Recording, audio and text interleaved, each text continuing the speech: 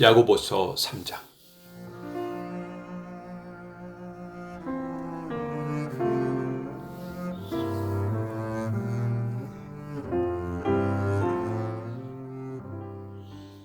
사랑하는 형제 여러분, 다들 선생이 되려고 하지 마십시오.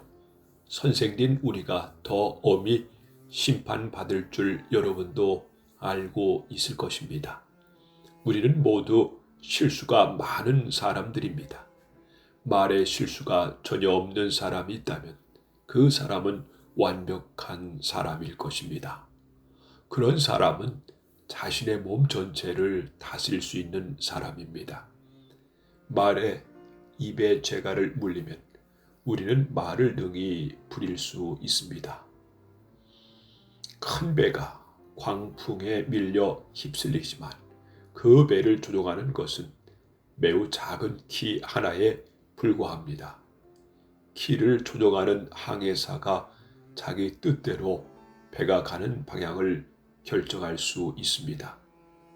혀도 마찬가지입니다. 몸 가운데 지극히 작은 부분이지만 큰 일을 행함으로 자랑합니다. 큰 산불도 아주 조그만 불씨에서 시작하지 않습니까? 혀도 곧 불입니다. 혀는 우리 몸 가운데 악의 세계라고 할 수 있습니다. 이것이 몸을 더럽히고 우리 인생의 전 여정에 불을 지르며 나중에는 혀도 불에 의해 사라집니다. 온갖 짐승과 새, 파충류, 물고기는 길들일 수 있고 사람들은 또한 이것들을 길들여 왔습니다. 그러나 아무도 혀를 길들이지는 못했습니다. 악하고 난폭한 이 혀에는 죽이는 독이 가득합니다. 우리는 우리의 혀로 우리 주님과 하늘에 계신 아버지를 찬양합니다. 그러나 이것으로 하나님의 형상대로 지음받은 사람들을 저주하기도 합니다. 찬송과 저주가 한 입에서 나오고 있습니다. 형제 여러분, 이러한 일이 있어서는 안 될 것입니다. 한 샘에서 단물과 쓴물이 같이 나오는 것을 보았습니까? 형제 여러분, 무화과 나무가 올리브 열매를 맺거나 포도나무에 무화과가 열리는 것을 보았습니까? 그럴 수 없습니다. 짠물이 나는 샘에서 단물을 맛볼 수는 없는 것입니다. 여러분 가운데 참된 지혜가 있고 총명한 사람이 누구입니까? 그는 올바른 삶을 통해 겸손함으로 자신의 지혜를 보여야 할 것입니다. 그러나 마음속에 이기심과 지독한 시기심이 있다면 자랑하지 마십시오.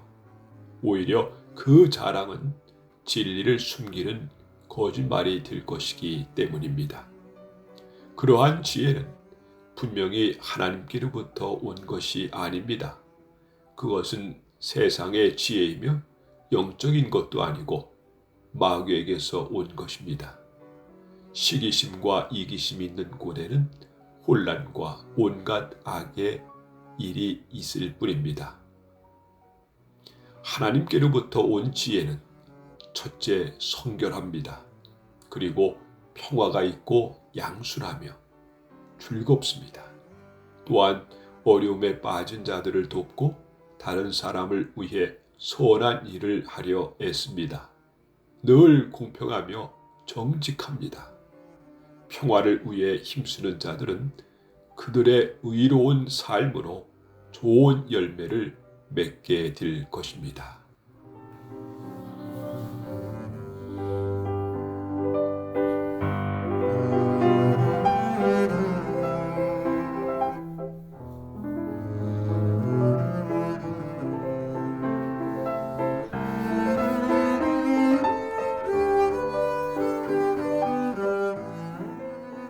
야고보서 4장.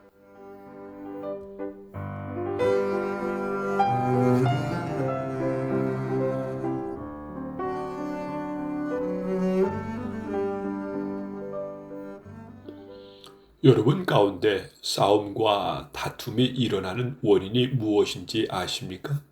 그것은 바로 여러분 속에 분쟁을 일으키는 이기적인 욕망에서 비롯된 것입니다. 원하는 마음은 있는데 갖지 못하다 보니 다른 사람을 죽이기도 하고 시기하기도 합니다. 하지만 여전히 원하는 바를 얻지 못하니 다투고 있습니다. 여러분이 원하는 바로 얻지 못하는 까닭은 하나님께 구하지 않았기 때문입니다. 그리고 구해도 받지 못하는 것은 구하는 동기가 잘못되었기 때문입니다. 여러분은 오직 자신의 유익만을 위하여 쓰려고 구하고 있습니다.